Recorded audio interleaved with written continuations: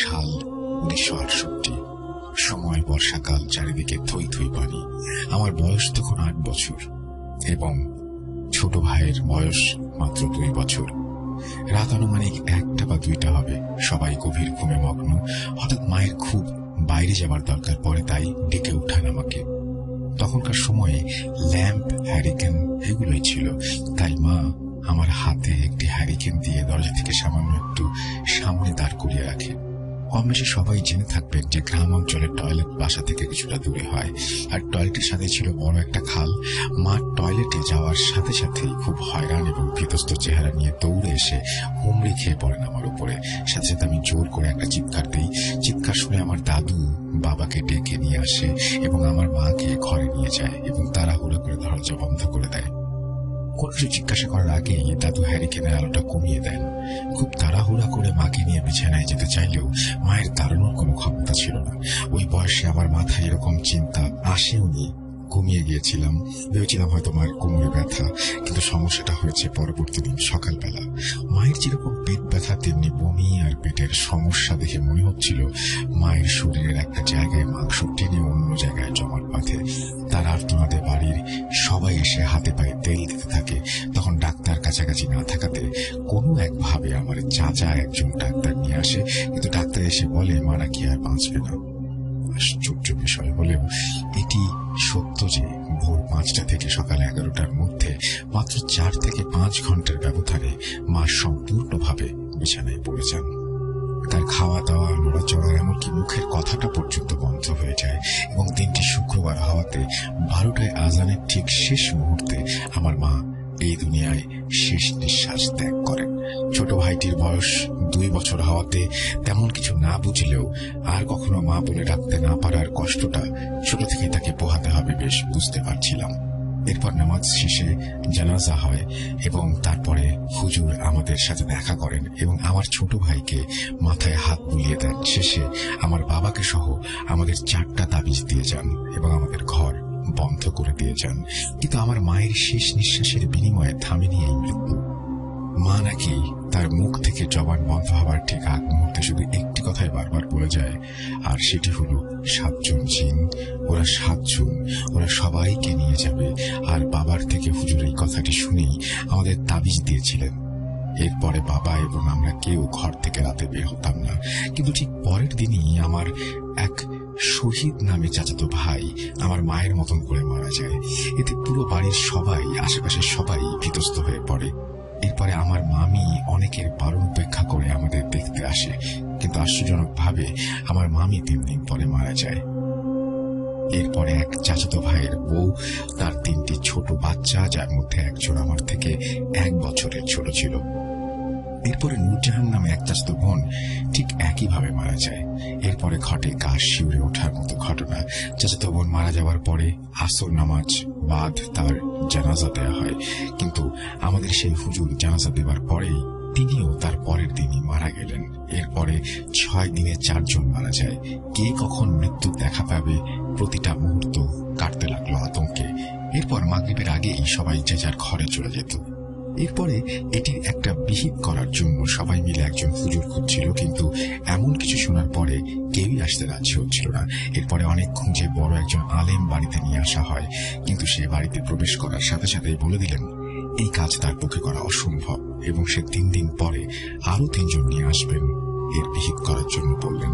আর এই 3 দিন কেউ মাছ, মাংস, এমনকি বাগার দেওয়ার মতো কোন তরকারিও রান্না করতে পারবে না এই বাড়িতে। আর ঠিক যতদিন এমন থাকবে ততদিন শুধু করলা, লাউ, দুধ খেতে হবে। এটি টানা 27 দিন করতে হয়েছে। 3 দিন পরে যে হুজুর 3 জন ফকির নিয়ে আসেন, এর মধ্যে ফকির যে ছিলেন তার নাম ছিল হাশিম ফকির। তিনি বাড়িতে ঢুকেই আমাদের বললেন যে অনেক দেরি করে ফেলেছেন, যাই হোক তবে এর বিহিত করেই ছাড়বো ইনশাল্লাহ। এরপরে শুরু হয় তার কার্যক্রম। সন্ধ্যার পরেই বাড়ির উঠোনের মাঝখানে বড় গর্ত করে আগুন জ্বালিয়ে দিতেন এবং 2 থেকে 3 কেজি শুকনো মরিচ পোড়াতেন। কিন্তু আশ্চর্যের বিষয় হলো এতে মরিচ পোড়ানোর কোনো গন্ধই হতো না। আর একই কাজের সময় বাড়ির কেউ ঘর থেকে বের হতে পারত না এবং সব মহিলাদের মাথায় কাপড় দেওয়া ছিল বাধ্যতামূলক। এরকম চলতে থাকে 7 দিন। এর মাঝে 3য় দিনের সময় বড় ফকির তার একজন সঙ্গীর ওপরে সেই 7 জন জিনের সর্দারকে হাজির করেন। অনেক তর্ক বিতর্ক জেরা করা হয়। তারপর কথাটা ছিল এরকম, তোরা কারা, কোথা থেকে এসেছিস, কতজন এসেছিস, এর জান নিচ্ছিস? আমরা পূর্ব নদী থেকে এসেছি, আমরা 7 জন, আমাদের চালান করা হয়েছে, 21টা জান না নিয়ে যাব না। অনেক হয়েছে, এবার অন্যদিকে যা, আমি থাকতে আর কোনো জান যাবে না। এরপর তার সঙ্গী অবচেতন হয়ে যায় এবং তার পরের দিন প্রতি রাতে একইভাবে আগুন ধরিয়ে 1 থেকে 2 কেজি করে শুকনো মরিচ পুরানো হতো। কিন্তু ফকিরদের মরিচ পুরানো আর সারা বাড়ি মহড়া দেয়া শেষ মুহূর্তে মনে হতো কেউ সারা বাড়ি দিয়ে শুকনো গাছপালা টেনে হিঁচড়ে নিয়ে যাচ্ছে। গরুর দল বেঁধে বাড়ির মধ্যে দৌড়ানো, ঘরের পেছনে বাঁশ গাছ দুমড়ে মুচড়ে ভেঙে ফেলেছে। 6 দিন 2 রাতের সময় আমাদের ঘরের পেছনে মুরগি ঘরের পাশে হাসিম ফকির ও তার স্ত্রী এবং সেই আলেম দৌড়ে আসলেন। আর কেউ একজনের সাথে খুব তর্কে জড়িয়ে পড়লেন। যেটা ছিল এমন, তুই একটা জানও নিতে পারবি না, তোর এখনই যেতে হবে। তখন জিন বলছে যে এই ঘরের একটাকে প্রথমে নিয়েছি, আর একটাকে নিয়ে যাই, আর একটু আগুন নিয়ে এসেছিলাম, তাই তখন দেখা পাইনি। দাঁড়া, জানের বদলে তাহলে জান দিচ্ছি। এই বলেই তিনি হাতে থাকা কলা গাছের ডাঁট দিয়ে মাটির উপরে 7টি বাড়ি দিলেন, আর তারপর পায়ের গোড়ালি দিয়ে মাটির উপরে সজোরে 3টি আঘাত করলেন। অতঃপর মুরগি ঘরের ভেতরে মুরগিগুলো প্রচন্ড দাবাদাবি শুরু করলো। এরপরে পুরো বাড়ি নিস্তেজ হয়ে যায়। পরের দিন সকালে দাদু মুরগির ঘর খুলে দেখেন 47টি মুরগি মরে পড়ে আছে।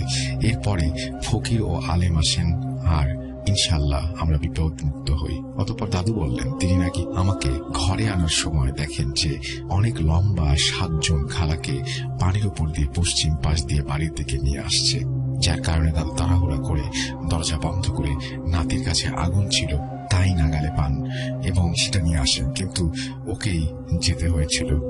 জানের বদলে জান, আপনার কাছে আমার নাতি বেশি নাকি মুরগি বেশি? এরপরে ইনশাল্লাহ আর কোনো সমস্যা হয়নি। ঘটনাটি নানুর অনুমতি নিয়ে পাঠিয়েছি, এমনকি সে এটি ভূত.com-এ শোনার অপেক্ষা করছে। আর 27 দিনের মাঝে আরো অনেক কিছু ঘটনা ঘটবে, আমরা জানবো এবং সেগুলো পাঠিয়ে দেবো। থ্যাংক ইউ ভেরি মাচ আপনাকে, এবং আশা করছি এভাবে ঘটনা ঘটাবেন russell.booth.com অ্যাড্রেসে। আমরা চলে যাব আমাদের পরবর্তী ঘটনায়। আসসালামু আলাইকুম রাসেল ভাই, আমি জানি আপনি ভালো আছেন, ভালোর তলে। আমি ব্রাহ্মণবাড়িয়া থেকে বলছি, আমার নাম সিয়াম, আমি 9ম শ্রেণীর ছাত্র।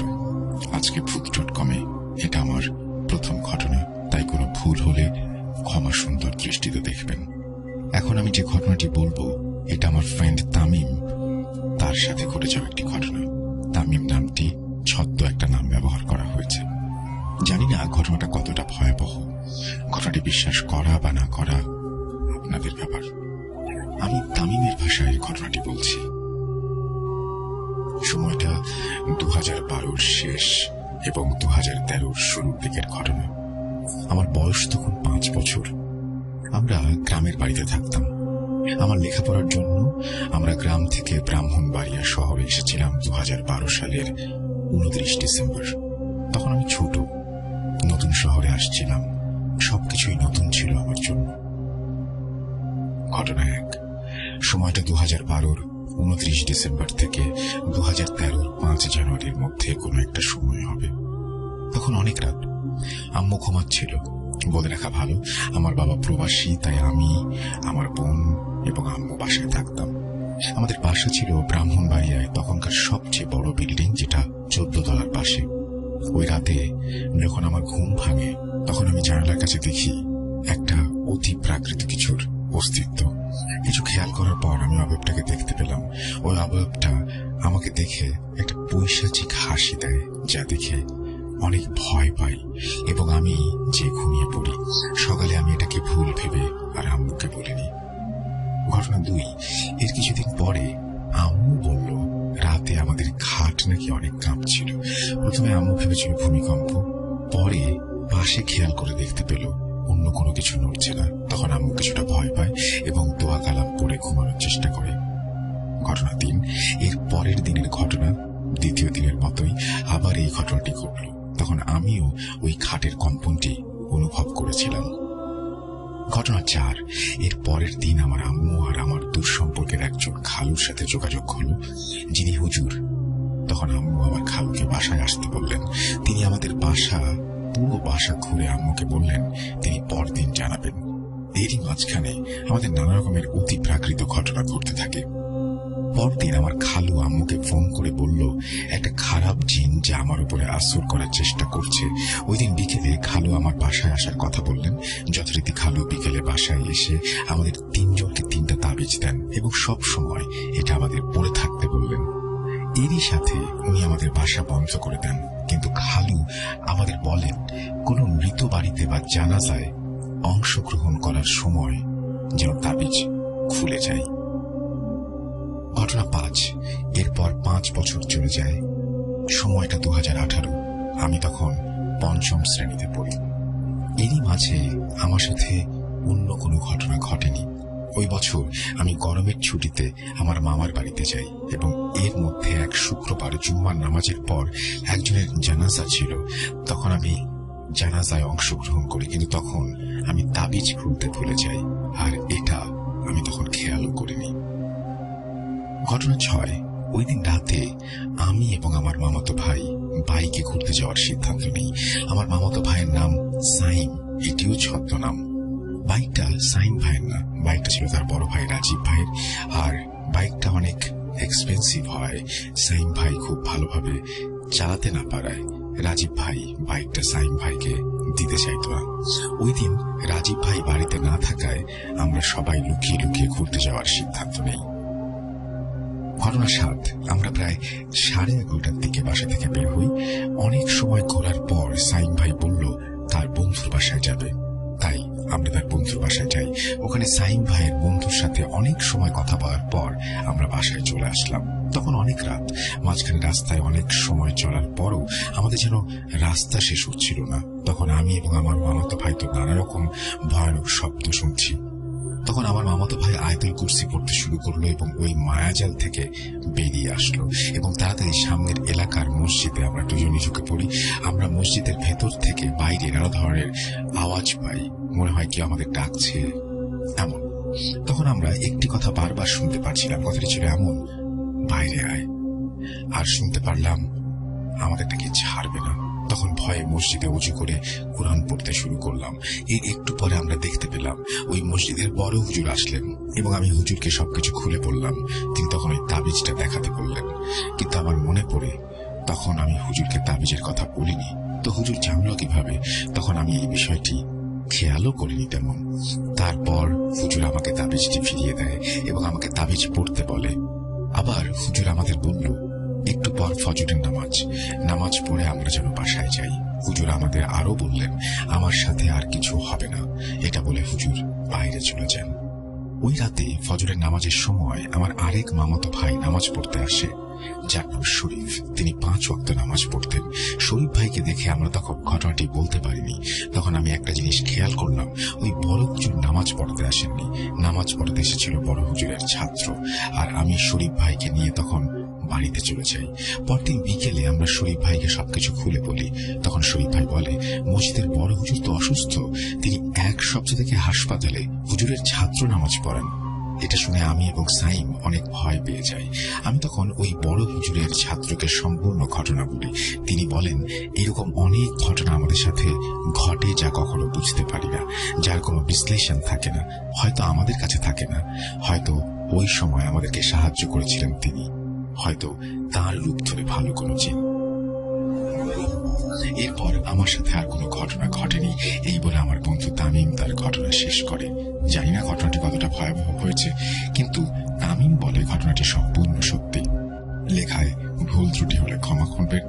ঘটনাটি আমি অনেক আগে শুনেছিলাম, কিন্তু এখানে একটা কিছু নতুন করে যুক্ত করিনি, বরং আমার অনেক কিছু বাদ দিয়ে ঘটনাটি আমি লিখেছি।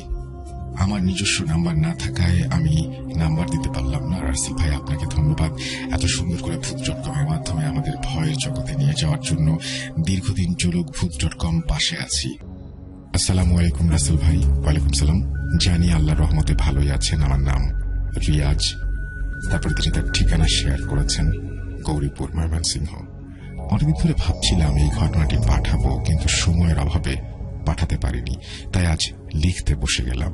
লেখার সুবিধার্থে ঘটনাটি আমি আমার বন্ধু শাহাদাত লিখছি। লেখা বা শব্দ চয়নে ভুল হলে ক্ষমা সুন্দর দৃষ্টিতে দেখবেন। বেশি কথা না বলে চলে যাই ঘটনায়। রাসেল ভাই, ঘটনাটি আমার চাচির কাছ থেকে শোনা সত্য ভয়ানক ঘটনা। চাচির চাচাতো ভাইয়ের সাথে ঘটনাটি ঘটে। আমার চাচির বাড়ি টাঙ্গাইলের কোনো এক গ্রামে, জায়গার নাম বলতে চাচ্ছি না, মানা করা হয়েছে আমাকে। চাচাতো ভাইয়ের নাম সজীব। সজীবের সম্পর্কে কিছু বলেনি। সজীবের বয়স 15-16। খুব দুষ্টু স্বভাবের হওয়ায় তার বাবা মা তাকে একটা হাফিজি মাদ্রাসায় ভর্তি করে দেয়। গ্রীষ্মের ছুটিতে সজীব বাড়িতে এসেছিল। বলে রাখা ভালো, তাদের বাড়ি থেকে কিছু দূরেই একটা খাল ছিল। সজীব তার বন্ধু কালাম ও জিহাদ মিলে পরিকল্পনা করে তারা বড়শি নিয়ে মাছ ধরতে যাবে। বড়শি দিয়ে মাছ ধরতে ধরতে কখন যেন সন্ধ্যা হয়ে আসে, খেয়ালই করেনি ওরা। হঠাৎ মাগরিবের আজান শুনে তারা বুঝতে পারে যে সময় নেই, তাড়াতাড়ি বাড়ি যেতে হবে। তারা বর্ষি নিয়ে উঠে পড়ে, কিন্তু হঠাৎ তাদের মধ্যে জিহাদ বলে ওঠে, বন্ধু চল খালের ওই পার থেকে আনারস খেয়ে আসে। ও বলে রাখা ভালো, খালের ওই পাশে ছিল আনারস বাগান। তো জিহাদের কথা শুনে সজীব ও কালামও চলে যায়। খাল পারাপারের জন্য এলাকার মানুষ একটা ডিঙি নৌকা ব্যবহার করত। তারা সেই 3 জন মিলে নৌকা নিয়ে খাল পার হয়ে যায়। তারপর আনারস বাগানে যাওয়ার পরে তাদের 3 জন 3 দিক দিয়ে আনারস খুঁজতে থাকে। কালাম ও জিহাদ কোনো পাকা আনারস না পেয়ে নৌকায় এসে অপেক্ষা করতে থাকে সজীবের জন্য। ওইদিকে সজীবও কোনো পাকা আনারস না পেয়ে নৌকায় আসতে যাবে, ঠিক তখনই তার চোখ পড়ে একটা লাল টুকটুকে আনারসের ওপরে। সে আনারস গাছটির কাছে যায়। আনারসটি এমন সুন্দরভাবে পেকেছিল যে সে লোভ করে ফেলে। সে মনে মনে ভাবে, যদি সে আনারস নিয়ে তার বন্ধুদের কাছে যায় তাহলে ভাগে কম পড়বে।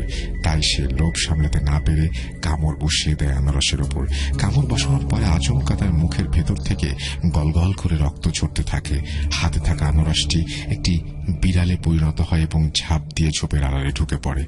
এই ঘটনা দেখে সজীব চিৎকার দেয়।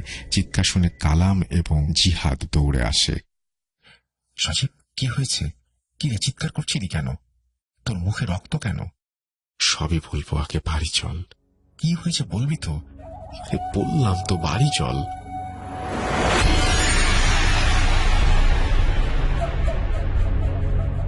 সজীবের কথা শুনে তারা নৌকার দিকে দৌড় দেয়। নৌকায় উঠে কালাম নৌকার বৈঠা বাইতে থাকে।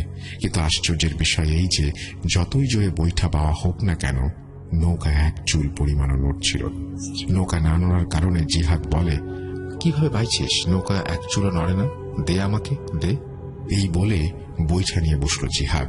ঠিক একই ঘটনা জিহাদের সাথে ঘটে। এই ঘটনা দেখে তারা ভয় পেয়ে যায়। তখন সজীব সাহস করে বৈঠা বাইতে থাকে। আশ্চর্যের বিষয় এই যে সজীব বৈঠা বাইতেই নৌকা পানির মধ্যে চলতে শুরু করে। নৌকা যখন মাঝ নদীতে, ঠিক তখন নদীতে ঝড় আসার উপক্রম হয়। নৌকা এদিক সেদিক দোল খাচ্ছে। যখনই তারা নৌকার নিচে পানির দিকে তাকায়, তারা 3 জনই ঘাবড়ে যায়। তারা দেখে তাদের নৌকার চারপাশে একটা বড় মাছ ঘুরপাক খাচ্ছে। মাছটির মুখ বিভৎস ভয়ানক, মুখ ভর্তি কেমন হিংস্রতা। এটা দেখে কালাম ও জিহাদ চিৎকার করতে থাকে, আর সজীব শরীরের সমস্ত শক্তি দিয়ে নৌকা বাইতে থাকে আর পবিত্র কুরআন তেলাওয়াত করতে থাকে। কিছুক্ষণ পর সব স্বাভাবিক হয়ে যায়। তারা নৌকার আশেপাশে আর কিছু দেখতে পায় না। সেই মাছটিকেও আর দেখা যাচ্ছে না। তাড়াতাড়ি করে পাড়ে পৌঁছে বাড়ির দিকে দৌড়াতে থাকে। বাড়িতে আসার আগে তারা 3 জন কথোপকথন করে। যদি তারা বাড়িতে গিয়ে সবাইকে ঘটনা বলে তাহলে বকা খেতে হতে পারে। তাই তারা পরিকল্পনা করে কাউকে কিছু বলবে না। ওই দিন রাতে যে যার মতন বাড়ি চলে যায়। সজীবও বাড়িতে এসে ঘুমিয়ে পড়ে। সজীবের বাবা ছিলেন একটা প্রতিষ্ঠানের দারোয়ান। অফিস থেকে ফিরতে 9টা-10টা বেজে যায়। ছেলে বহুদিন পর বাড়িতে এসেছে। ছেলেকে দেখতে ছেলের রুমে যায়। গিয়ে দেখে তার ছেলে ঘুমিয়ে আছে, আর ছেলের পাশে একটি সাপ পেঁচিয়ে ফনা তুলে আছে। এটা দেখে রুমের লাইট অন করতেই সে সাপটিকে চৌকির নিচে চলে যেতে দেখে। তার বাবা শীঘ্রই এসে চৌকির নিচে দেখতে থাকে, কিন্তু দেখে চৌকির নিচ একদম ফাঁকা। তখন সজীবের বাবা সজীবের মাকে সব ঘটনা খুলে বলে। সজীবের মা উত্তরে বলে, আরে ধুর, এতবার সাইকেল চালিয়ে এসেছ তো, শরীর ক্লান্ত, তাই ভুলভাল দেখছো। সজীবের বাবাও চোখের ভুল ভেবে ঘুমিয়ে যায়। পরের দিন সকালে সজীবের বাবা ঘুম থেকে উঠে ছেলের রুমে এসে ছেলের মাথায় হাত বুলাতে থাকে। যখন ছেলের মাথায় হাত বুলায় তখন সে স্পর্শ করে দেখে তার শরীর আগুনের মতো গরম। সজীবের বাবা সজীবের মাকে ডাক দেয়, বলে সজীবের শরীরে প্রচন্ড জ্বর, একটু পানি আর শুকনো টাওয়েল নিয়ে আসো। মাথায় পানি দেয়। সজীব পানির স্পর্শ অনুভব করতেই তার ঘুম ভেঙে যায়। তার শরীরের জ্বর দেখে নিজেই ভয় পেয়ে যায়। তারপর সজীব কাল সন্ধ্যার ঘটনাটি ভয়ে ভয়ে তার বাবা মাকে বলে। বাবা মাও ঘটনা শুনে বুঝতে পারেন যে তাদের ছেলে কোনো কিছুর আসরে পড়েছে। সজীবের বাবা ঘটনা শুনে সজীবকে নিয়ে মসজিদের ইমাম সাহেবের কাছে যে ঝাড়ফুঁক করেন। ইমাম সাহেব সজীবকে দেখে বুঝে পেলে সজীবের কিছু একটা হয়েছে। সজীবের বাবা সজীবকে নিয়ে বাড়ি ফিরে আসে। কিছুক্ষণ পরে খবর পায় কালাম ও জিহাদও নাকি প্রচন্ড জ্বরে পড়েছে, তাদেরকেও নাকি ঝাড়ফুঁক করা হয়েছে। ওই দিন সজীবের বাবার আর অফিসে যাওয়া হয়নি। বাজার থেকে ওষুধ এনেছে জ্বর কামানোর জন্য। ওই দিন রাতে সজীব ঘুমিয়ে আছে। তাকে দেখতে তার বাবা আসে। আশ্চর্যের বিষয়, ঠিক গতবারের মতো একটা সাপ দেখে তার সন্তানের পাশে ফনা তুলে আছে। বিষয়টা স্পষ্ট দেখার জন্য লাইট অন করে। এবারও সাপটি চৌকির নিচে চলে যায়। যখনই চৌকির নিচে দেখতে যাবে তখনই দেখে সাপটি উধাও। এই ঘটনা ঘটার পরে সজীবের বাবা ওই দিন রাতে সজীবের সাথে ঘুমিয়ে পড়েন। পরের দিন সজীবকে নিয়ে একটা ভালো কবিরাজের কাছে যান। কবিরাজ বলে সে কোনো প্রকার ঝাড়ফুঁক করে না, সন্ধ্যার পরে আসতে। কবিরাজের কথা অনুযায়ী তারা সন্ধ্যা পর্যন্ত অপেক্ষা করে। কবিরাজ ঝাড়ফুঁকের জন্য প্রস্তুত। সজীবও তার বাবাকে কবিরাজের সামনে এসে বসতে বলে। সজীবের বাবা খেয়াল করছে কবিরাজ ওপর দিকে তাকিয়ে ইশারা করে কার সাথে যেন কথা বলছে, ভাব বিনিময় করছে। কিছুক্ষণ পর কবিরাজ বলে ওঠে, সজীব যে গাছ থেকে আনারস পেরেছিল ওই গাছে জিনদের এক সর্দার ধ্যানে বসেছিল। সজীব ওই আনারস পেরে জিনের ধ্যান ভঙ্গ করেছে, যার কারণে জিনটি রেগে যায়। জিনটি ভালো জিন হওয়ায় ওদের বেশি ক্ষতি করেনি। কবিরাজের কথা শুনে সজীবের বাবা বলে ওঠেন, এই সমস্যার সমাধান কি? উত্তরে কবিরাজ বলেন, দেখেন, সমস্যার সমাধান করতে গেলে ওই জিনকে হাজির করতে হবে, আর এই জিনকে হাজির করতে কবিরাজের কিছু জিনিস জোগাড় করতে হবে। তাই কিছুদিন সময় চেয়ে সজীবকে বিদায় দিয়ে দেন। ওই দিন রাতে সজীবকে নিয়ে বাড়িতে এসে যান এবং সজীব তার রুমে ঘুমিয়ে পড়ে। ওই দিন আর কোনো সমস্যা হয়নি, ঘটনা ঘটেনি। পরের দিন রাতে সজীব রাতের খাবার খেয়ে ঘুমিয়ে পড়ে। তার বাবা তাকে দেখতে তার রুমে আসে। বিস্ময়কর বিষয়, আজও দেখে তার ছেলের পাশে সাপটি ফনা তুলে আছে। এবার রাগে তিনি সাপটি মারার জন্য লাঠি নিয়ে আসেন। এসে দেখে সাপটি আগের মতোই ফনা তুলে বসে আছে। এটি দেখে তিনি আস্তে আস্তে গিয়ে সজোরে আঘাত করে বসেন, কিন্তু লাঠির আঘাত গিয়ে পড়ে সাপের লেজের অংশে, যার ফলে সাপটির লেজ ছিঁড়ে যায় এবং সাপটি আধ কাটা শরীরেই খুবই দ্রুত চৌকির নিচে চলে যায়। তৎক্ষণাৎ তিনি চৌকির নিচে খোঁজাখুঁজি করেন, কিন্তু সাপটিকে কোথাও পাননি। এই ঘটনা ঘটার পরে বাড়ির সবাই একত্রিত হয়ে সজীবের বাবাকে জিজ্ঞেস করে, কি হয়েছে, এত শব্দ করছিলে কেন? তিনি যা যা ঘটেছে সবাইকে সবকিছু বলেন। এটা শুনে সবাই বিস্মিত হয়ে যায়। ওই দিন রাতে আর কেউ ঘুমায়নি। পরের দিন রাতে যখন সজীবের বাবা অফিস থেকে সাইকেল চড়ে বাড়ি ফিরছিল, তখন সময় 9টা বা 9:30 বাজে। তিনি দেখতে পান একটা সাপ রাস্তার উপরে আড়াআড়ি ভাবে শুয়ে পুরো রাস্তাটিকে ঘিরে রেখেছে। এটা দেখে তিনি প্রচন্ড ভয় পান। কিছুক্ষণ দাঁড়িয়ে থাকেন, আবার টর্চ লাইট দিয়ে দেখতে থাকেন মানুষ আছে কিনা। কিন্তু ওই সময় চারিদিকে একেবারে নিস্তব্ধতায় ভরে গেছে। ঝিঝি পোকার ঝিঝি শোনা যাচ্ছে। ওইদিকে সাপটি আস্তে আস্তে ওনার দিকে অগ্রসর হয়। তিনি তার টর্চ লাইটটা সাপের মুখের দিকে ধরে বসেন। এটা যেন তার জীবনের সবচেয়ে বড় ভুল। তিনি দেখতে পান সাপটির বিভৎস ভয়ানক চেহারা, মুখের ওপর কেমন যেন দাগ। লাইট ধরার কারণে সাপটি যেন রেগে গিয়ে তার দিকে অগ্রসর হচ্ছে। তিনি এটা দেখে রাস্তার বিপরীত দিকে যাওয়ার সিদ্ধান্ত নেন। যখনই তিনি রাস্তার বিপরীতে সাইকেল ঘুরিয়ে যাবেন, কিছুক্ষণের মধ্যে বিস্মিত হয়ে যান। এদিকে সাপটাও রাস্তাটাকে ঘিরে রেখেছে এখনো। তিনি যেন কোনো মায়ায় আটকে গেছেন। তিনি তখনই শরীরের সকল শক্তি দিয়ে প্যাডেল করতে থাকেন। সাইকেলটি সাপের ওপর দিয়ে চালিয়ে বসেন। তিনি প্যাডেল মারছেন তো মারছেন, কিন্তু সাইকেল যেন আস্তে আস্তে এগোচ্ছে। যখনই তিনি সাইকেলের চাকার দিকে লক্ষ্য করেন, তিনি দেখতে পান সাইকেলের চাকাতে সাপটি পেঁচিয়ে আছে। এটা দেখে তিনি নিজেকে ধরে রাখতে পারেননি। তিনি ওখানেই জ্ঞান হারিয়ে ফেলেন। ওইদিকে এত রাত হতে চলেছে দেখে তিনি বাড়ি না ফেরার কারণে বাড়ির সবাই চিন্তিত। সজীবের মা তার বাবাকে অফিসে কল করেন। অফিস থেকে বলেন তিনি তো প্রতিদিনের মতো ডিউটি শেষ করে বাড়ি চলে গেছেন। সজীবের মা কল কেটে দেন, আর বাড়ির সকলে বলেন তিনি তো অফিসেই নেই, অফিস থেকে নাকি অনেক আগেই বেরিয়েছে। এই বলে কান্না শুরু করে দেয় সবাই। পুরুষরা ওনাকে সান্ত্বনা দেয় আর সজীবের বাবাকে খুঁজতে বের হয়। কিছু দূর যেতেই তারা দেখে সজীবের বাবা রাস্তায় অজ্ঞান অবস্থায় পড়ে আছে। পাশেই সাইকেলটি, সকলে ধরাধরি করে ওনাকে বাড়িতে নিয়ে আসেন। সকালে ওনার জ্ঞান ফেরে, তারপর সকলকে তিনি কাল রাতের ঘটনা খুলে বলেন। এরপরে অফিস থেকে নানা অজুহাত দেখিয়ে কিছুদিনের জন্য ছুটি নেন। এরপর প্রতিটি রাত তাদের জন্য কালো রাত হয়ে দাঁড়ায়। এবার বাড়ির সকলের সাথেই ভয়ঙ্কর ঘটনা ঘটতে থাকে। কেউ ওয়াশরুমে গেলে ওয়াশরুমের দরজার সামনে সাপ দেখতে পান। ঘুমাতে যাবার সময় বিছানায় দেখেন সাপ শুয়ে আছে। আর সজীবের সাথে এখন আরো রহস্যময় ঘটনা ঘটছে। প্রতি রাতেই সজীব আবল তাবল ভাষায় কাকে যেন গালিগালাজ করতে থাকে। কেউ যদি সজীবকে কিছু জিজ্ঞেস করে, সে কোনো প্রকার উত্তর দেয় না, বরং অপরিচিত ভাষায় গালাগালি করে। এভাবে চলতে থাকে প্রতিটি কালো রাত। এদিকে কবিরাজ কল দিয়ে বলছে সজীবকে নিয়ে আসতে। কবিরাজের কথা মতো সজীবের বাবা ও জ্যেষ্ঠ চাচির আব্বা সজীবকে নিয়ে সন্ধ্যায় বাড়ি থেকে রওনা হন। পথে কোনো বিপদ হবে কিনা আগেই মসজিদের ইমাম সাহেবের কাছ থেকে এটা ভেবে পানি পড়া নিয়ে এসেছিলেন, কিন্তু কেন জানি আজ রাস্তায় কোনো প্রকার সমস্যা হয়নি। 8টার দিকে তারা কবিরাজের বাড়িতে এসে পৌঁছায়। কবিরাজ আসন প্রস্তুত করে সজীবকে নিয়ে আসতে বলেন। তারা সজীবকে নিয়ে আসলো। কবিরাজের কথা মতো সজীবকে কবিরাজের সামনে এনে বসানো হলো। কবিরাজ বলল, ঘরের দরজা জানালা ও লাইট অফ করে দেন। আপনারা আমার পিছনে এসে বসেন, আর কোনো প্রকার শব্দ করবেন না। কবিরাজের কথা মতো ঘরের দরজা জানালা সব বন্ধ করে দেয়া হয়। লাইট মেরে কবিরাজের পেছনে এসে বসলেন সজীবের বাবা ও জেঠা।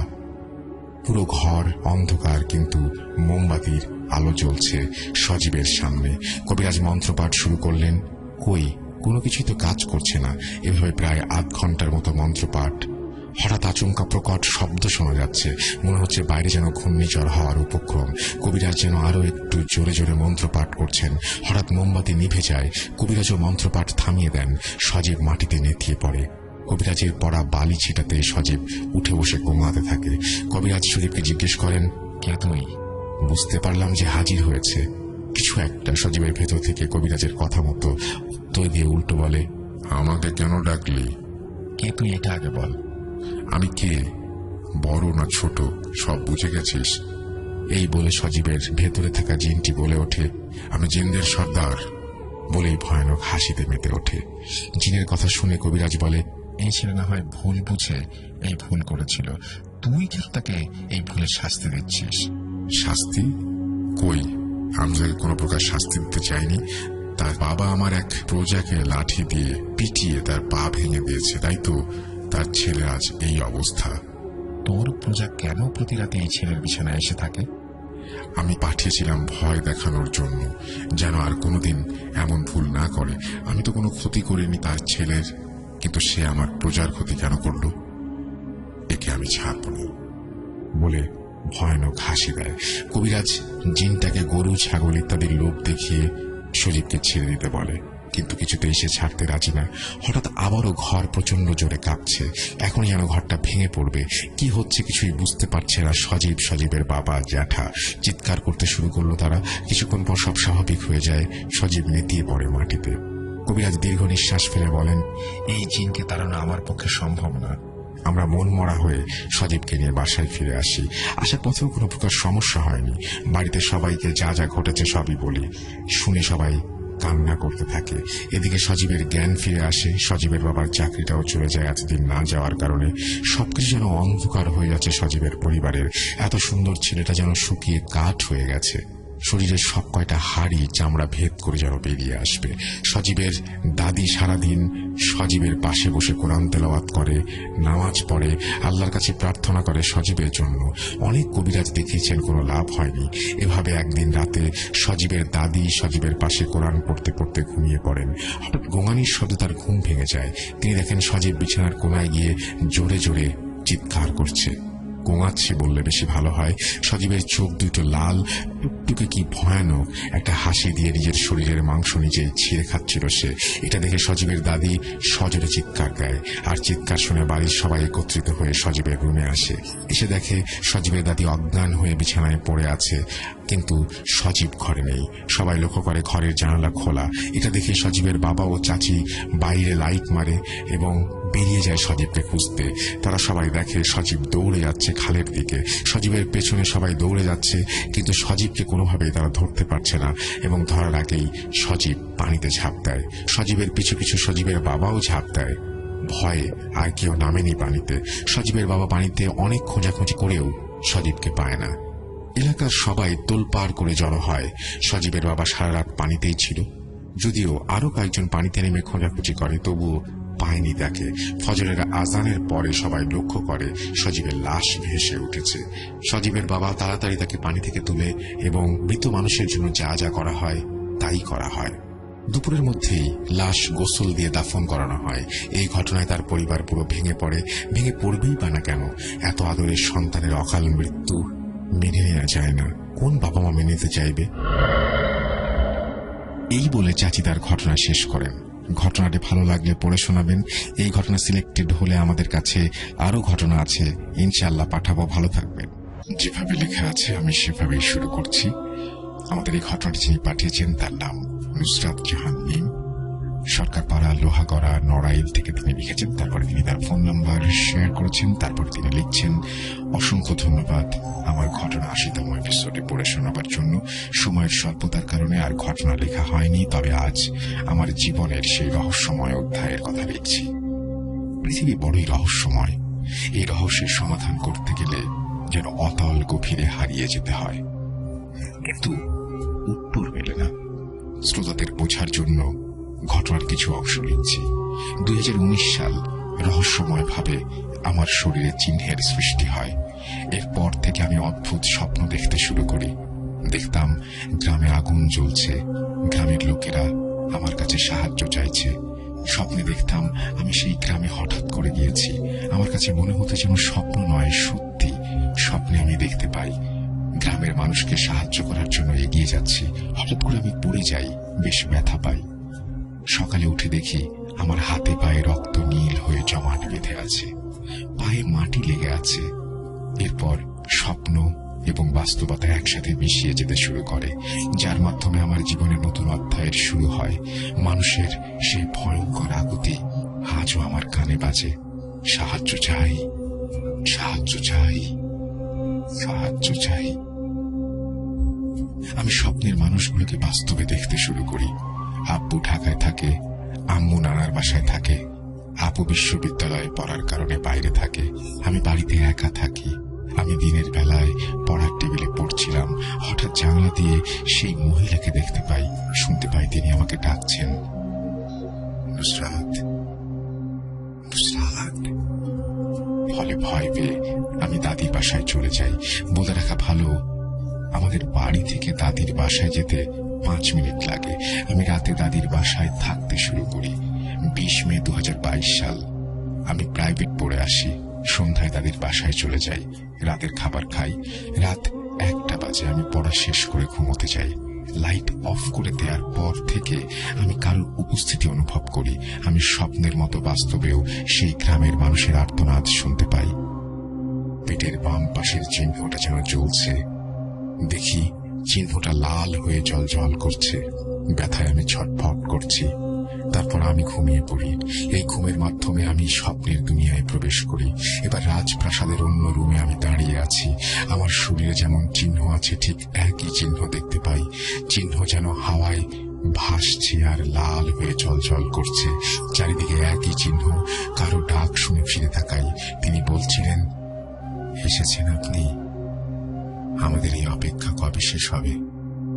আপনি মনে করুন আপনার দায়িত্বের কথা। আমি বিরক্ত অনুভব করি। পারিবারিক দ্বন্দ্বের কারণে আমি বেশ কিছুদিন ডিপ্রেশনে ছিলাম। ফলে সবকিছুই আমার কাছে বিরক্ত লাগতে শুরু করে। আমি রেগে গিয়ে জ্বলতে থাকা চিহ্নের উপর হাত দিই। আমার মনে হয় হাত যেন জ্বলে পুড়ে যাচ্ছে। মনে হয় জ্বলন্ত আগুনে হাত দিয়েছি। রাজপ্রাসাদের জানলা দিয়ে গ্রামের লোকদের দেখা যাচ্ছিল, সেখানে এখনো আগুন জ্বলছে। হঠাৎ আমি লক্ষ্য করি চিহ্নে হাত দেওয়া মাত্রই সবকিছু বন্ধ হয়ে গিয়েছে। সেই আর্তনাদ আর শোনা যাচ্ছে না। সেই গ্রাম যেন পুরো নিস্তব্ধ। মনে হচ্ছে এখানে কোনো লোকের বসবাস নেই। আমি ভয় পেয়ে যাই। অন্যদিকে হাতের যন্ত্রণায় ছটফট করতে থাকি। পেছনে থাকা বৃদ্ধ মহিলা হঠাৎ করে আমার সামনে চলে আসে। কিছুটা বিরক্তি নিয়ে আমাকে বলে, কেন সবকিছু বন্ধ করে দিলেন? আপনি কেন আসলেন? একদিন আপনাকে এখানে আসতেই হবে। আজকে সবকিছু থেমে গেলেও আজ থেকে ঠিক 7 বছর পরে আপনাকে এখানে আসতেই হবে। তখন আপনি আর ফিরে যেতে পারবেন না। হঠাৎ আমার কানে দাদির ডাক ভেসে আছে। দাদি প্রচন্ড জোরে দরজা ধাক্কাচ্ছিল, কিন্তু আমি তো দাদির বাসায় ছিলাম। এখানে আমাদের বাড়িতে কি করে এলাম? দরজা খুলতে যাবো এমন সময় হাতের দিকে তাকিয়ে লক্ষ্য করি আমার হাত ঝলসে গিয়েছে। দরজা খুলতে দাদি বকাবকি শুরু করেন। আমি কাল রাতে নাকি দাদির বাসায় যাইনি। রাতে বাসায় এসে আমাকে ডাকাডাকি করলে আমি ডাক শুনিনি, কিন্তু আমার স্পষ্ট মনে আছে আমি সন্ধ্যায় দাদির বাসায় গিয়েছিলাম এবং সেখানেই ঘুমিয়েছিলাম। তাহলে সকালে কিভাবে বাড়িতে এলাম? আব্বু আপু সবাই ফোন দিয়ে রাগারাগি করে। রাতে অনেকবার ফোন দেওয়া সত্ত্বেও আমি নাকি ফোন ধরিনি। ভয়ে আমার শরীর ঠান্ডা হয়ে গেল। আপুকে সবকিছু জানাই। আপু আমার কথা কিছুটা বিশ্বাস করে।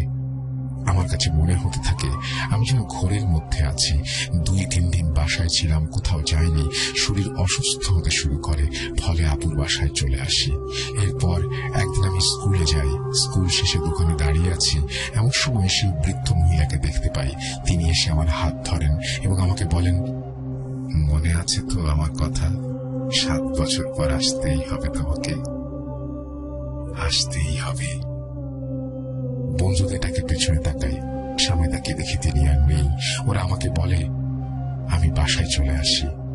এরপর থেকে স্বপ্ন দেখা বন্ধ হয়ে যায়। আমি স্বপ্নের মানুষদের মাঝে মাঝে বাস্তবে দেখতে পাই। এরপর থেকে আমি এক অদৃশ্য সত্যি অনুভব করতে পারি, যার মাধ্যমে আমি সামনে থাকা বিপদের কথা আশঙ্কা করতে পারি। সে আশঙ্কার ধারণার মধ্যে সীমাবদ্ধ নয়, সে ধারণা সত্যি। যা ভাবি তা সত্যি হয়। আমি কি আসলে এই পৃথিবীর কেউ, নাকি অন্য কোনো জগতে আমার থাকা উচিত? 7 বছর পর কোথায় যেতে হবে? জীবন আর প্রকৃতি অনেক রহস্যময়।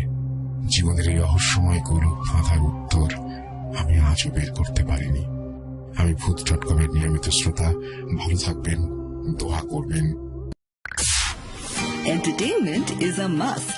শুনুন স্বাধীন পডকাস্ট।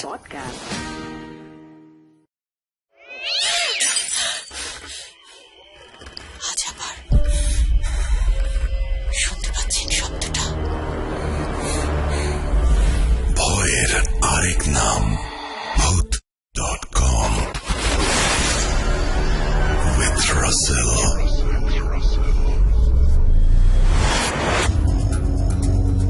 যেভাবে লেখা আছে আমি সেভাবে শুরু করছি। আসসালামু আলাইকুম রাসেল ভাই, আশা করি আল্লাহর রহমতে ভালোই আছেন। আমি নিলয়, সিরাজগঞ্জ থেকে। আমি একটা বেসরকারি হাসপাতালে কর্মরত আছি। কিছু গোপনীয়তার কারণে আমি ঘটনার স্থান উল্লেখ করতে পারছি না বলে দুঃখিত। আরেকটা কথা, বিশ্বাস করা বা না করাটা একান্তই আপনার নিজস্ব ব্যাপার। ঘটনার সময়কাল আমাদের মুক্তিযুদ্ধের আগে। ঘটনাটা ঘটে আমার দাদার সাথে। তখনকার সময় গ্রাম অঞ্চলে এত বিদ্যুৎ, ল্যাম্পপোস্ট, টর্চ, মোবাইল ছিল না। এখানে ছোট বাচ্চারাও ঘুমায় রাত 12টার দিকে, কিন্তু সে সময় সন্ধ্যা রাতেও রাস্তায় একটা মানুষ দেখা যেত না। রাত 8টা মানেই নিরিবিলি, চুপচাপ এক পরিবেশ।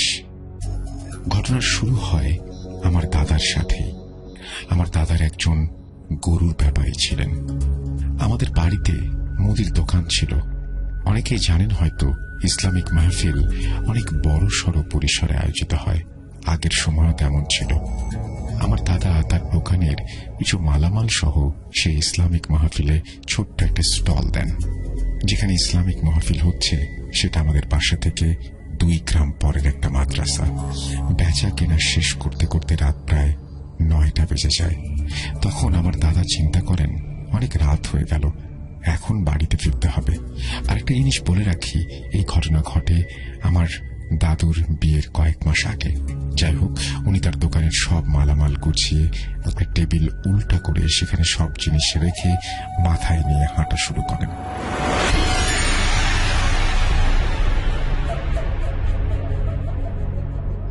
তখন ছিল না পাকা রাস্তা, ছিল না ভ্যান গাড়ি। তখন উনি চিন্তা করেন, এই কাঁচা রাস্তা ঘুরে যেতে অনেক সময় লাগবে। এক কাজ করি, মাঠের ভিতর দিয়ে যাই, কেউ না কেউ যাওয়া আসা করবেই। এই ভেবে উনি মাঠের ভেতরে রাস্তা দিয়ে হাঁটা শুরু করেন। ওনার কাছে আলো বলতে শুধু একটা হ্যারিকেন। হ্যারিকেনের অল্প আলোতে উনি জমির আইল ধরে হেঁটে যাচ্ছেন। মাঝে মাঝে হালকা ঠান্ডা বাতাস এসে গায়ে লাগছে। কিছুক্ষণ হেঁটে যাওয়ার পর মৃধা বাড়ির তাল বাগান দেখতে পান দূরে। বলে রাখি, এই মৃধা বাড়ির তালের বাগান বলতে মাঠের মাঝে একটা পরিত্যক্ত বাগান টাইপের। সেখানে বেশ কিছু আম গাছ আর বড় বড় তাল গাছ আছে। এই জায়গা নিয়ে অনেক ঘটনা আছে, সেগুলো অন্যদিন লিখব। যাই হোক, জায়গাটা এমনিতে ভয়ের। আমার দাদা তখন যুবক মানুষ, ওনার কথা কিসের ভয়, যা হবে দেখা যাবে। আমি বাগানের ভেতর দিয়ে যাব, যেই ভাবা সেই কাজ। উনি সোজা রাস্তা ধরে হাঁটতে শুরু করেন। বাগানের ভেতরে ঢুকতেই একটা গরম বাতাস এসে তার গায়ে লাগে।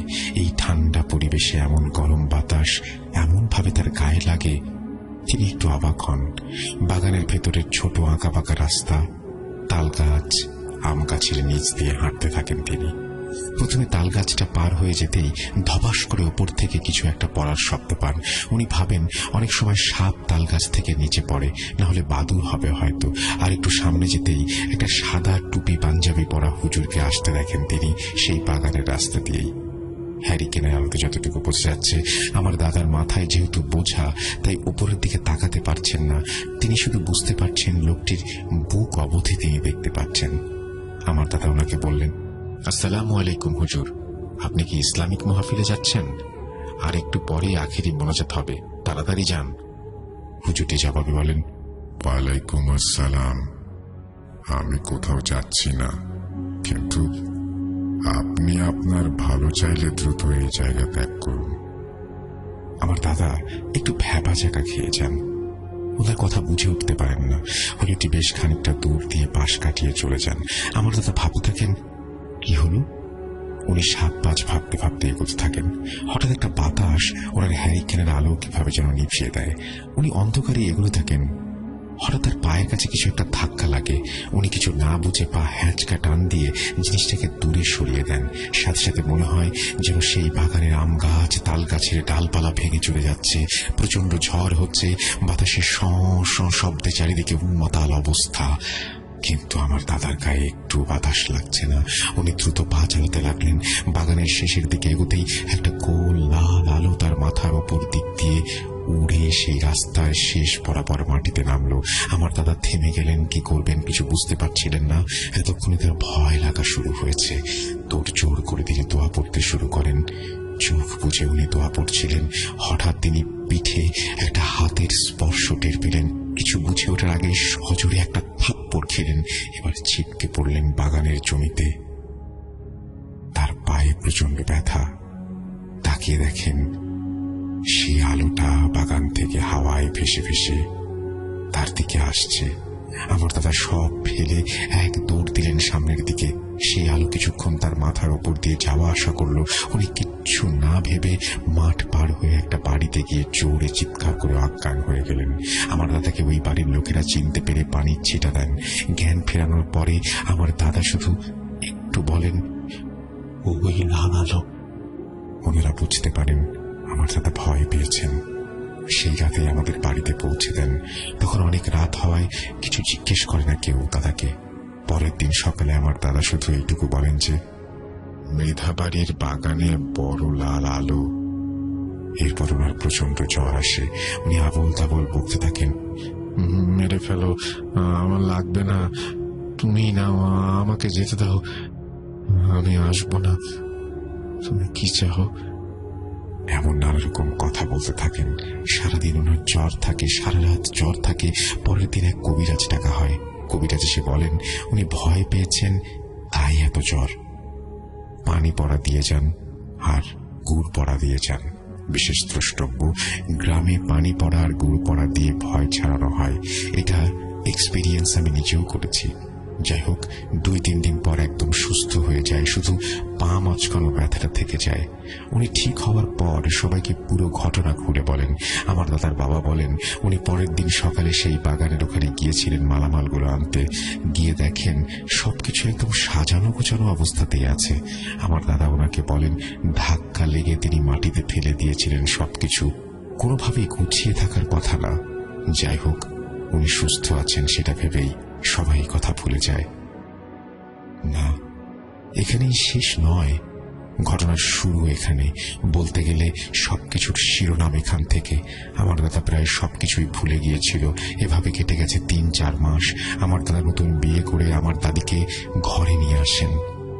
এখনকার সময় নতুন বউকে দিয়ে কোনো কাজই করতে দেয়া হয় না, কিন্তু সেই সময় এমন ছিল না মোটেও। আমার দাদার বিয়ের 4 দিনের দিন সন্ধ্যায় একটু পরে প্রচন্ড রকমের মেঘ করায় আমার দাদির শাশুড়ি আমার দাদিকে বলেন নদীর পাড়ে থেকে রান্নার শুকনা লাকড়ি তুলে নিয়ে আসতে। আমার দাদি তার শাশুড়ির কথা মতো নদীর নিচে সেই পাড় থেকে লাকড়ি নিয়ে আসতে যান। প্রথম এক ঝাঁক লাকড়ি রেখে আবার যখন আনতে যান, উনি দেখেন ওনার মাথার উপর দিয়ে লাল বড় একটা আগুনের গোলার মতো কিছু নদীর এপার থেকে ওই পারে শিমুল গাছে গিয়ে পড়ল। উনি একটু ভয় পেলেও লাকড়ি নিতে গেলেন। দ্বিতীয়বার এনে তৃতীয়বার যখন আবার গেলেন, উনি ঝাঁকায় লাকড়ি তুলছেন, এমন সময় সেই আলো সোজা এসে তার 10 হাত দূরে থামে। আমার দাদি ভয় পেয়ে সব ফেলে দৌড়ে চলে যায়। আমার দাদা বাড়ি এসে এই ঘটনা শুনে রাগারাগি করেন, কেন নতুন বউকে সন্ধ্যার পরে বাইরে যেতে দেয়া হয়েছে। এরপর আমার দাদা তার গরুর ব্যবসায় লস খান। 2টা গরু কোনো কারণ ছাড়াই মারা যায়। বলতে গেলে একরকম আমার দাদা আর্থিকভাবে ভেঙে পড়েন। সেদিন রাতে আমার দাদা ঘুমের মধ্যে স্বপ্ন দেখল কেউ একজন মানুষের মতো, তার চারপাশে অনেক আলো, তার মুখটা ঠিক বোঝা যাচ্ছে না। তিনি আমার দাদাকে বলছেন, তোর বাসার নদীর পাশের তেঁতুল গাছটার নিচে অনেক সোনাদানা আছে। তুই যদি এগুলো পেতে চাস তাহলে অমাবস্যার রাতে তোকে 1 কাপড়ে এসে তুলে নিতে হবে। এরপরে তোকে একটা ছাগল এখানে দিয়ে যেতে হবে। সে স্বপ্নের মাঝে আরেকজন এসে সেই আলোকে দূরে সরিয়ে আমার দাদাকে বারণ করছে, ভুলেও এই কাজ করতে যাবেন না, তাহলে জীবন হারাতে হবে। এটা একটা মায়াজাল, এই ফাঁদে পা দেবেন না। এরপর আমার দাদাকে কে যেন ধাক্কা দেয়। উনি অন্ধকারের মধ্যে পড়ে যান। সাথে সাথে চিৎকার দিয়ে ওনার ঘুম ভাঙে। উনি আমার দাদিকে কিছু বলে না। এই পুরো ঘটনাটাই উনি গোপন রাখেন। পরের দিন একই স্বপ্ন উনি আবার দেখেন। এভাবে প্রায় রাতে এই স্বপ্ন দেখতে থাকেন। এক প্রকার বলতে গেলে হিপনোটাইজ হয়ে যান তিনি। দেখতে দেখতে অমাবস্যার রাত চলে আসে। সবাই ঘুমানোর পর আমার দাদা হাতে একটা গামছা আর লাঠি নিয়ে নদীর পাড়ে তেঁতুল গাছের নিচে যান। কিছুক্ষণ দাঁড়িয়ে থাকার পর উনি কিছুই দেখতে পায় না। যখন উনি ঘুরে বাসার দিকে আসবেন, তখন কাঁচা টাকা থলেতে রেখে ঝাঁকুনি দিলে যেমন শব্দ হয় তেমন শব্দ শুনতে পান। পেছনে ফিরে দেখেন একটা টাকার থলে, কিন্তু সেটা হাওয়ায় ভেসে আছে, আর সেখান থেকেই কাঁচা টাকার শব্দ আসছে। আমার দাদা লাঠি দিয়ে সেই থলেতে একটা বাড়ি দেন। কালো ধোঁয়া সেই থলে থেকে বের হয়ে চারিদিকে ভরে যায়। একটা মোটা কণ্ঠে বলতে থাকে, মূর্খ, আমাকে আঘাত করলি। তোকে আমি ধনী বানাতে চেয়েছিলাম আর তুই আমাকে আঘাত করলি। এর ফল তুই পাবি।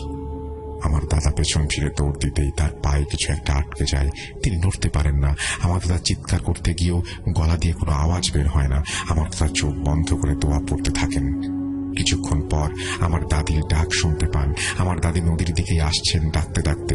আমার দাদা লক্ষ্য করেন তার পা ছিঁড়ে গেছে। তিনি হাঁটতে পারছেন, আবার কথাও বলতে পারছেন।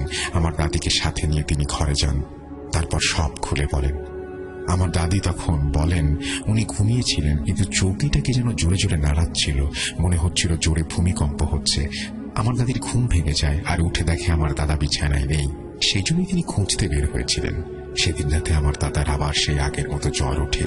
এবারের ঘটনা সবাইকে বলার পর ভালো একটা হুজুর নিয়ে আসা হয়। উনি বেশ কিছুক্ষণ জিনকে হাজির করার চেষ্টা করলো, কিন্তু কিছুতেই বশে আনতে পারল না। তারপর হুজুর মিনিট 10 মতো বুঝে বুঝে একটা তেলাওয়াত করে চোখ বুজে থাকলেন। তারপর উনি চোখ বুজে বলতে শুরু করলেন, এই জিনটা অনেক তেরা স্বভাবের। আমি কোনোভাবেই তাকে কাবু করে বশে আনতে পারছি না, কিন্তু কি হয়েছে আমি সবটাই খোঁজ নিয়েছি। আপনার ছেলের কপাল অনেক ভালো যে একটা ভালো জিন তাকে সাহায্য করছে, নইলে সেই বৃথার বাগানেই আপনার ছেলে লাশ হয়ে ফিরত। সেদিন আপনার ছেলে মৃধার বাগানে একটা জিনকে লাথি মারে। তার জন্য তারা রেগে সেদিন আপনার ছেলেকে মেরে ফেলত, কিন্তু ভালো জিনটা আপনার ছেলেকে বাগান থেকে বের করে নিয়ে আসে। কিন্তু সেই জিনগুলো যখন দেখে আপনার ছেলের আর্থিক অবস্থা খারাপ হয়ে গেছে, তখন আবার স্বপ্নে টাকার লোভ দেখায়। কিন্তু সেখানেও ভালো জিন আপনার ছেলেকে বাঁচাতে আসে।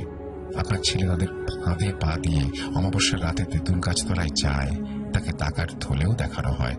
যদি সে সেই থলে হাত দিয়ে ধরতো, সাথে সাথে জিনেরা তাকে মেরে ফেলতো। কিন্তু লাঠি মারায় তাদের প্ল্যান ভেস্তে যায়। তখন আপনার ছেলেকে আটকে রাখে সেই ভালো জিনটা, আর আপনার বৌমাকে জাগিয়ে দেয়। আপনার বৌমা যদি সেদিকে না যেত, তাহলে আপনার থেকে হাত পা অথবা চোখ সেই জিন নষ্ট করে দিত। এখন এই জিনকে এখান থেকে সরানোর উপায় আমার জানা নেই, তবে তাকে ভেট দিলে সে ঠান্ডা হয়ে যাবে। আমার দাদার বাবা জিজ্ঞেস করেন, ভেট দিতে হবে? হুজুর বলেন, একটা খাসি আর একটা ধাড়ি ছাগল আর 1 মণ চাউল এই তেঁতুল গাছের নিচে জবাই করে দিয়ে এখানেই রান্না করে 1 পাতিল এখানে রেখে বাকিগুলো গ্রামের মানুষের মাঝে বিতরণ করতে হবে। কিন্তু একটা নির্দিষ্ট দিনেই সেটা করতে হবে। আবার অমাবস্যার রাত পর্যন্ত অপেক্ষা করতে হবে। ততদিনে আমি তাবিজ দিচ্ছি আপনার ছেলে আর আপনার ছেলের বউকে। এই তাবিজ কখনোই খোলা যাবে না। এই বলে হুজুর তাবিজ দিয়ে যান। পরের অমাবস্যার দিন বিকেল বেলা হুজুরের কথা মতো হুজুরকে সেখানে উপস্থিত রেখে সব কাজ শেষ করা হয়। এরপর থেকে এমন ঘটনা দাদার সাথে আর ঘটেনি। কিন্তু ঘটনা এখানেই শেষ নয়। আমার বাড়ি নদীর তীরে হওয়ায় সেই তেঁতুল গাছকে নিয়ে এরপরেও অনেক ঘটনা ঘটেছে আমাদের সাথে, আবার যারা নদীতে মাছ ধরতে গেছে তাদের সাথে। সেগুলো অন্য কোনো দিন লিখব। সবাইকে অসংখ্য ধন্যবাদ। আসসালামু আলাইকুম। এই বলে তিনি তার ঘটনা শেষ করেছেন। আশা করছি তার এই ঘটনা আপনাদের ভালো লেগেছে। যদি ভালো লাগে তাহলে অবশ্যই আমাদের জানাবেন, যদি ভালো না লাগে তাও আমাদের জানাবেন। আমরা আছি আপনাদের কাছ থেকে শোনার অপেক্ষায়। আমাদের ইমেইল অ্যাড্রেস হচ্ছে russell.bhuj@gmail.com। আপনার নাম, ঠিকানা এবং ফোন নাম্বার সহ আপনার জীবনে ঘটে যাওয়া বা আপনার জানা সেরা ঘটনা লিখে পাঠিয়ে দিন আমাদের কাছে। ঘটনার শুরুতে অবশ্যই উল্লেখ করুন যে ঘটনাটি আপনি স্টুডিওতে এসে শেয়ার করতে চান, নাকি আপনি চান আপনার ঘটনা আমরা পড়ে শোনাই। যারা দেশের বাইরে রয়েছেন তারা সরাসরি অডিও ক্লিপ পাঠাতে পারেন বা লিখেও পাঠাতে পারেন ঘটনা। আমরা জানি যে পৃথিবীতে বিভিন্ন জায়গায় বিভিন্ন ঘটনা ঘটেই চলেছে। আপনার সাথে যদি ঘটনা ঘটে নাও থাকে, আপনার চারপাশের মানুষের সাথেই ঘটছে ভয়ঙ্কর ঘটনা। যে কোনো প্রশ্নের জন্য আমাদের মডারেটরদের সাহায্য নিন। আমাদের ফেসবুক পেজ হচ্ছে www.facebook.com/russell.স্বাধীন। আমাদের ইউটিউব চ্যানেল যে ভূত.com ইউটিউব চ্যানেল রয়েছে সেটি ভেরিফাইড। সেখানে আমাদের সাথে থাকুন, সংযুক্ত হন এবং আমাদের ইউটিউব চ্যানেলটি সাবস্ক্রাইব করুন। আশা করছি সামনের দিনগুলোতে আমরা একসাথে আরো এগিয়ে যাব। আমরা চলে যাচ্ছি আমাদের পরবর্তী ঘটনায়। আশা করছি সাথেই থাকবেন পুরোটা সময়। যেভাবে লেখা আছে আমি সেভাবেই পড়ছি। আসসালামু আলাইকুম। কেমন আছেন জানতে চাইলাম না, কারণ আমি জানি আপনি সবসময় ভালোর দলে। আমি টাঙ্গাইল জেলা গোপালপুর উপজেলা হাদিরা দক্ষিণ পাড়া থেকে লিখছি। আমার নাম মোহাম্মদ সাকিবুল ইসলাম শুভ। আমি আমার ছোট ভাই শান্ত 2016 থেকে ভূত FM শোনা শুরু করি এবং 2020 থেকে ভূত.com। আমরা দুজনেই ভূত.com এর নিয়মিত লিসেনার। এটা আমার ভূত.com এর প্রথম ঘটনা। ভুল ত্রুটি হলে ক্ষমা সুন্দর দৃষ্টি দেখবেন। আমি কথা না বাড়িয়ে সরাসরি ঘটনায় চলে যাই। ঘটনাটি আমার এলাকার হায়দার আলীর সাথে ঘটে যাওয়া একটি ঘটনা। তিনি এখনো জীবিত আছেন। ঘটনাটি যে স্থানে ঘটেছে আমি সেই স্থানের একটু বিবরণ দেই। একটা বিশাল বড় চাষের জমি, তার এক পাশে ভিটে যেখানে দাঁড়িয়ে আছে বিশাল এক শিমুল গাছ, আর চারপাশে জঙ্গলে ভরা। ওই ভিটের নাম ধামারতলা। এর পাশ দিয়েই বয়ে চলেছে একটা খাল। খালটির বিবরণ দেই। এটা এমন একটা খাল যার ঘটনা জানে না এমন লোক আমাদের এলাকায় নেই। এই খালে রোস্তম মিয়াকে শরীর থেকে মাথা আলাদা করে হত্যা করা হয়েছে। আরো 2 জনের রহস্যজনক মৃত্যু ঘটেছে এখানে। তাদের মধ্যে একজনের ছেলে গরুর জন্য ঘাস কাটতে গিয়ে আর একজনের মেয়ে শামুক সংগ্রহ করতে গিয়ে মারা গেছে। ওদের 2 জনটির লাশ খালের পানিতে পাওয়া যায়। কিভাবে মৃত্যু ঘটে সেটা জানতে পারেনি। আবার একটা গলায় কলস বাঁধা লাশ ভেসে আসে এই খালে, কিন্তু জানা যায়নি লাশটি কার ছিল, কোথা থেকে এসেছে, কেউ বলতে পারে না। এই সব মুক্তিযুদ্ধের আগে ঘটেছিল। কথা না বাড়িয়ে ঘটনায় চলে যাই। তখন রাত প্রায় 2:30। হঠাৎ বিড়ি টানতে টানতে হায়দার কাকার আগমন। তখন আমরা 3 জন বসেছিলাম। আমাদের কাছে এসে তিনি বসলেন। তখন তার কাছে ভৌতিক ঘটনা জানতে চাওয়া হলো। তার চোখ মুখ শুকিয়ে গেল, কিন্তু বলতে চাইল না। কাকা বলল, ভয় পাবি। আমি বললাম, বলেন না, কিছু হবে না। তিনি আরো জোরাজুরি করতেই এক কালো অধ্যায়ের ঘটনা বলতে শুরু করলেন।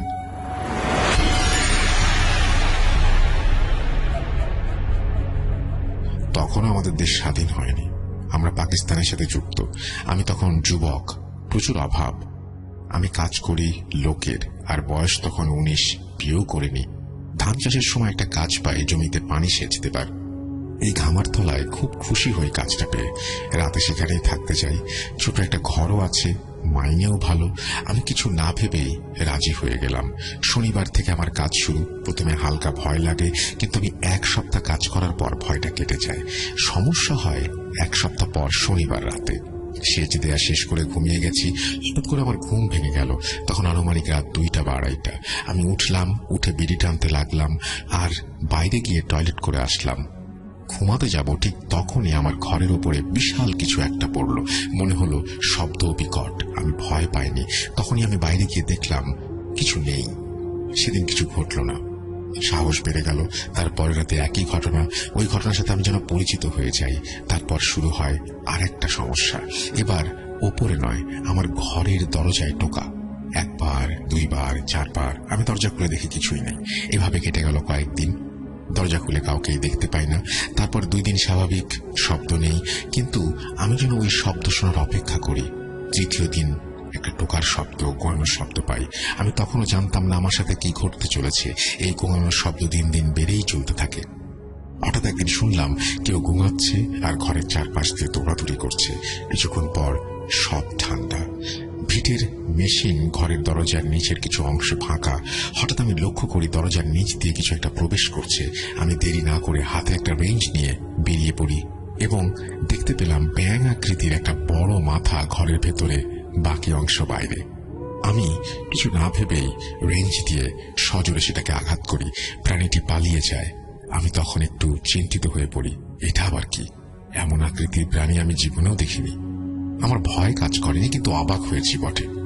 এটা আবার কি? এর পরের রাতে আমি যখন ঘামার তলায় যাই এবং কাজ শেষ করে বিড়ি খাই, তারপর বিছানায় শুয়ে পড়ি। শুয়ে পড়ার 10 মিনিটের মধ্যেই দরজায় কড়া নাড়ছে কেউ। 2 বার, 3য় বার কড়া নাড়ছে। আমি তখন হাতে আবারও রেঞ্জ নিয়ে দরজা খুলি। দরজা খুলে আমি যা দেখলাম, মৃদু আলোতে ব্যাঙ আকৃতির একটা প্রাণী, তার মাথা ছিল শিয়ালের মতন অনেকটা, এবং ভয়ে আমি রেঞ্জ দিয়ে জোরে সেটাকে আঘাত করি। আমি ভেবেছিলাম এই প্রাণীটিকে যদি ছেড়ে দিই আমাকে মেরে ফেলবে। অতঃপর একের পর আঘাত করতে লাগলাম। আঘাত লাগার জন্য প্রাণীটি পালিয়ে গেল। আমি ওর পেছনে যেতে লাগলাম। ধান ক্ষেতের সরু আইল দিয়ে দৌড়ে একের পর আঘাত করতে থাকি। হঠাৎ দেখি আমি খালের পাড়ে এসে পড়েছি। আমার হুঁশ ফিরল, আর অমনি প্রাণীটি ঘুরে দাঁড়িয়ে আক্রমণাত্মক হয়ে গেল। এবার আমি কিছুটা ভয় পেলাম। প্রাণীটি হিংস্র হয়ে ওঠে, আমার দিকে এগিয়ে আসতে থাকে। প্রাণীটি আমার 2 হাত বরাবর এসে পড়ে। আমি ভয়ে কাঁদতে কাঁদতে পাগলের মতো রেঞ্জ দিয়ে আছড়ে পড়ি প্রাণীটির ওপরে। আমি বারবার প্রাণীটির মাথায় আঘাত করতে লাগলাম। এবার করুণ আর্তনাদ চিৎকার করে উঠল প্রাণী। আমার সাহস বেড়ে গেল। প্রাণীটির আর্তনাদ যেন দুনিয়া এফোড় ওফোড় করে দিল। পরিবেশ পরিবর্তিত হয়ে গেল। ঘন কালো মেঘে ছেয়ে গেল আকাশ। আমার শরীরের সব শক্তি দিয়ে সজোরে ঘন ঘন আঘাত করছি প্রাণীটিকে। প্রাণীটির দেহ নিথর হয়ে পড়ল। তখন আমি আঘাত করা থামিয়ে দিই। দূর থেকে আজানের ধ্বনি ভেসে আসে। আমি প্রাণ নিয়ে ছুটে পালালাম। বাড়িতে গিয়ে আমি জ্ঞান হারাই। এরপর 7 দিন জ্বরে ছিলাম। এই 7 দিন আমি কিছুই করতে পারিনি, কোনো কথা বলতে পারিনি। কাজ হারানোর ভয়ে ঘটনাটি কাউকে বলিও নি। আর ভাবলাম সব তো শেষ হয়ে গেছে। আমি জানি না যে আমার জন্য কি অপেক্ষা করছে। সুস্থ হয়ে আবারও কাজে ফিরলাম। 2 দিন ভালোই কাটলো। আমি মনে মনে ভাবলাম এবার শান্তি মতো সব ঠিক হয়ে যাবে, ঘুমাতে পারবো। কিন্তু পরের দিন ছিল বুধবার। বুধবার রাতে আমি যথা নিয়মে কাজে যাই এবং কাজ শেষ করে মেশিন ঘরের দিকে রওনা দেব। হঠাৎ আকাশ কালো মেঘে ছেয়ে যায়, বজ্রপাত শুরু হয়। তখন আমি খালের পাড়ে দাঁড়িয়ে আছি। আমার মনে হলো আমার পাশ দিয়ে কিছু একটা যেন চলে গেল। একটু পরে ধান ক্ষেতগুলো নড়ে উঠল। আমি ভাবলাম শেয়াল হয়তো। দ্রুত ঘরে চলে আসলাম। প্রচন্ড বজ্রপাতের শব্দে আমার কান ঝালাপালা হয়ে গেল। তখন আনুমানিক রাত 10টা থেকে 11টা। প্রচন্ড বাতাসে আমার ঘরটি কেঁপে উঠল। বাইরে থেকে কর্কশ কণ্ঠে কেউ বলে উঠল তার ছেলেকে নাকি আমি হত্যা করেছি, এবং আমার শরীর মুহূর্তের মধ্যে শীতল হয়ে যায়। আমি দেখি বড় অবয়ব আকৃতির কিছু একটা। মুহূর্তের মধ্যে তার হাত আমার দিকে এগিয়ে আসে। আমি ভাবলাম আমি কোনো স্বপ্ন দেখছি, আমি জ্ঞানে নেই। সে আমাকে ঘর থেকে বের করে উঁচু করে ক্রমাগত বাড়ি দিতে লাগলো। আমার পুরো শরীর ব্যথায় কাতরাতে শুরু করলাম। আমি অবয়বটি বিশ্রী হাসি দিতে লাগলো। আবার আমি অজ্ঞান হয়ে গেলাম। তারপর কতক্ষণ পরে জ্ঞান ফিরে যাই না। জ্ঞান ফেরার পর অবয়বটি আবার আমার দিকে এগিয়ে আসে, বিশ্রীভাবে হাসি দেয়, মাটি থেকে উপরে তুলে নেয় অনেক উঁচুতে সেই বিশাল শিমুল গাছটির দিকে। সে নিয়ে যায় আমাকে সেখানে। কান্না করার চেষ্টা করছিলাম কিন্তু পারছিলাম না, যেন আমার দেহ নিরুপায়, সেই অবয়বটির মায়া জালে বন্দি। সে ঝোপঝাড় মোটা লতা পাতা দিয়ে আমার গলা পেঁচিয়ে ফেললো। আমি শুধু অপলক ভাবে দেখছিলাম, কিছুই করার ছিল না। লতা পাতা পেঁচিয়ে আমাকে ঝুলিয়ে দিল সেই শিমুল গাছটায়। আর তার বিশ্রী রকমের হাসির আওয়াজ আমার দেহ থেকে যেন প্রাণটাকে বের করিয়ে নিয়ে যেতে চায়। আমাকে উন্মাদ করে তুলল তার সেই হাসি। আমি বাঁচার জন্য প্রাণপণ ছটফট করতে লাগলাম। লাভ হচ্ছিল না। দোয়া কালাম যা জানি সব পাঠ করলাম। ঠিক হঠাৎ আল্লাহর রহমত আমি দূর থেকে শুনতে পাই আজানের ধ্বনি। আর অমনি পড়ে যায় বিশাল সেই শিমুল গাছটা থেকে, যার কারণে আমার হাত ভেঙে যায় এবং এখনো আমার হাত পাকা। এই ছিল হায়দার কাকার সাথে ঘটে যাওয়া ঘটনা, সত্য ঘটনা। প্রমাণ হিসেবে আমি আপনাকে তার হাতের ছবি পাঠিয়ে দেব। অনুরোধ রইল ছবিটা শেয়ার না করার। গুছিয়ে লিখতে পারলাম না বলে আন্তরিকভাবে দুঃখিত। আমি এসএসসি পরীক্ষার্থী, আমার জন্য দোয়া করবেন, এই বলে তিনি তার ঘটনা শেষ করেছেন। থ্যাংক ইউ ভেরি মাচ আপনার ঘটনার জন্য। আশা করছি এই ঘটনাটি আপনাদের ভালো লেগেছে। যদি ভালো লাগে অবশ্যই আমাদের জানাবেন। আমরা চলে যাব আমাদের পরবর্তী ঘটনায়। আসসালামু আলাইকুম রহমতুল্লাহি ওয়া বারাকাতুহু। আশা করি আপনারা ভালো আছেন। আমিও আপনাদের দোয়া অনেকটা ভালো আছি। সো আপনারা হয়তো দেখতেছেন আমার মুখে পান, এতে হয়তো দুপুর টাইমে বাচ্চা থেকে পান খাইলাম। পানটা আবার আমার এক বন্ধু ফাটাইলো অনেক দূর থেকে, খুব আওয়াজ করে ফাটাইছে।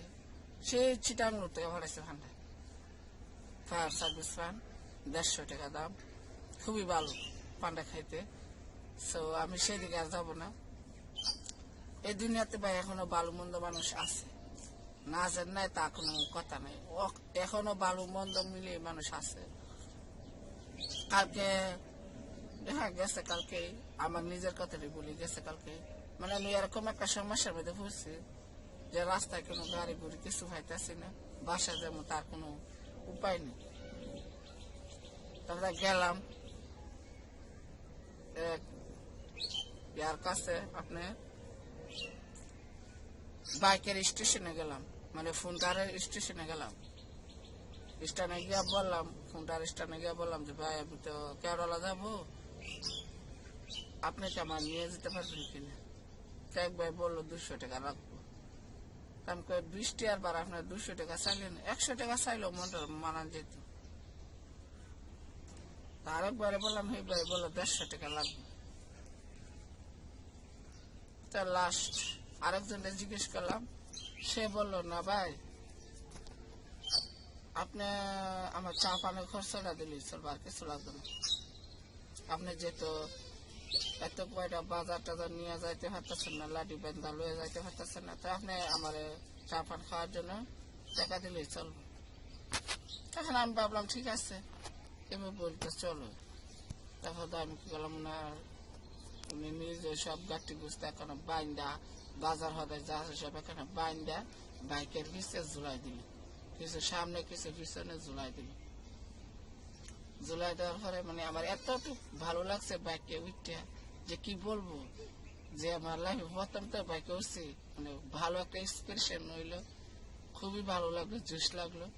বাইকে আইতে আইতে গান গাইতে গাইতে আইলাম, খুবই ভালো লাগলো। তো আমার বাইকওয়ালা ভাই বললো যে না ভাই, আপনার বাইকটা ওঠার পর আমার অনেকটি গান গাইতে ইচ্ছে করতেছে। বাইকওয়ালা ভাই বলে হ্যাঁ গান গাও, সমস্যা নেই, বন্ধু বান্ধব মানুষ গানে তো গাইবা, আর কি করবা। জাস্ট 10 মিনিটে পরিচয় হতেছে, তাই আমার বন্ধু বানাই নিল। তার মানে কি এখনো ভালো মানুষ আছে। তারপরে তো উনি আমার কাছ থেকে ফোন নাম্বার নিল, নিয়ে ওনার সাথে কথাবার্তা বললাম। বলার পরে উনি আমার বাইকে উড়াইলো, বাইকের মধ্যে আমি বসলাম। বসা উনি বললো আমার কাঁধে হাত দাও, আমি ওনার কাঁধে হাত দিলাম, দিয়ে সেরা রওনা দিলাম। আইলাম কেওড়ালা। আসা দেখি কেওড়ালা আসছে, বলতেছে তোমার বাসাটা কোথায়, আমার বললে তুমি তোমার বাসায় নিয়ে যায় একবার। আমার ইচ্ছা ছিল কেওড়ালা নেমে করছে, তো ওই ভাই চাইছিল, তাই আমি আর এদিকে না তাকে আমি করছি ওনারে সরাসরি আমার বাসায় নিয়ে আসলাম। আইনা ওনার চা কফি অফার করছিলাম, অবশ্য উনি খাইছে না। তারপর আমি করলাম ওনার পকেটে 100 টাকা খাই দিলাম। তো উনি বলে, সিসি ভাই এটা কি করলেন? আপনি আমার বন্ধু মানুষ। আমি ভাই আপনার সাথে আমার 10 মিনিটে পরিচয়, বন্ধুত্বরা পরে, এটা হচ্ছে আপনার একটা পরিশ্রমের শ্রম দিলাম আমি আপনার। বলো যে আমি পরিশ্রমের শ্রম দিলাম না, তুমি চা পান খাবার পয়সা পেয়েছো, তাই 50 টাকা না 50 আমি নিই, 2 বন্ধু মিলে চা পান খাই। সব ওইভাবে কথাবার্তা বললা উনি চলে গেল। চলে যাওয়ার পরে এবার আসি আমি আরেকটা কথা, সে কথাটা আবার না বললো উনি, এই যে দেখতেছেন এটা আমার নিজের বাড়ি না, কেন এটা হচ্ছে আমার ভাড়া বাড়ি। আমি এবার ভাড়া থাকি, আমার নিজের বাড়ি না। তবে আপনাকে দোয়ায় আমি অনেকটা সুস্থ আছি, ভালো আছি। আশা করি যে আগামী দিনে আপনারা আমাকে দোয়া করবেন আর আপনাদের পাশে দাঁড়াবার মতন ক্ষমতা দিতে আমাকে আপনারা সেটি আপনারা অবশ্যই আমাকে লাইক কমেন্ট শেয়ার করে দিবেন, আর আমি যাতে আপনাদের পাশে দাঁড়াতে পারি, গরিবের পাশে দাঁড়াতে পারি, এটি আমার আশা প্রত্যাশা, ছোট থেকে এটি আশা ছিল। এখন হয়তো আমি এমপি মন্ত্রী হইতে পারবো না, এটা ঠিক আছে, এটা না হয়েও যতটুকু সম্ভব একটা গরিবের পাশে দাঁড়ানোর চেষ্টা আমি করব। আরেকটা খেয়াল রাখবেন আপনারা, যদিও বা দান করেন, ডাইন হাতে দিলে বাম হাতে যাতে না জানে, এরকম ভাবে দান করবেন। আমার এই পর্যন্ত এই ভিডিওটি ছিল। আপনারা যদি ভালো লাগে লাইক কমেন্ট শেয়ার করবেন। আসসালামু আলাইকুম ওয়া রাহমাতুল্লাহি ওয়া বারাকাতুহু।